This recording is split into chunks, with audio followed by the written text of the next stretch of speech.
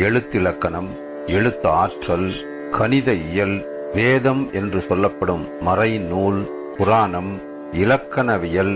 நீதி சாஸ்திரம், ஜோதிடம், தர்மசாஸ்திரம், யோகக்கலை, மந்திரக்கலை,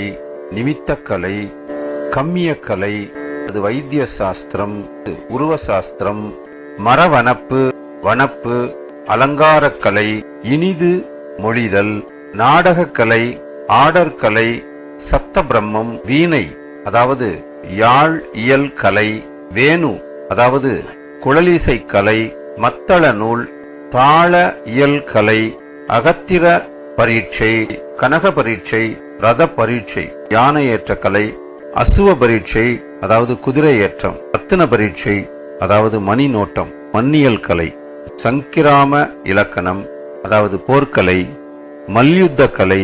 கவர்ச்சி இயல் கலை, ஓட்டுகை கலை அதாவது உச்சாடனம், நட்பு பிரிக்கை கலை அதாவது வித்வேஷனம், மயக்கு கலை அதாவது மதன சாஸ்திரம், மோகனக்கலை அதாவது காமசாஸ்திரம், வசியக்கலை, இதனிய கலை அதாவது ரசவாதம் என்று சொல்கிறார்களே அந்த ஒரு கலை, காந்தர்வ விவாதம் அதாவது இசைக்கலை, பைப்பீலவாதம் அதாவது பிற உயிர்களின் மொழிக்கலை, தாதுவாதம் அதாவது நாடிக்கலை. கையை தொட்டு பார்த்தவுடன் அந்த நாடியின் அமைப்பை கொண்டு இவருக்கு வாத நாடி, பித்த நாடி, சிலோத்தும நாடி என்று கண்டு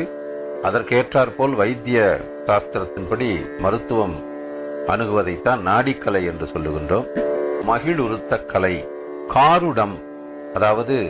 கலுளும் கலை, நட்டம் அதாவது இழப்பறிகை கலை, டெபிஷீட்டை கண்டறிதல், முட்டி அதாவது மறைத்ததை அறிதல், ஆகாய பிரவேசம் அதாவது வான் புகுதல், ஆகாய கமனம்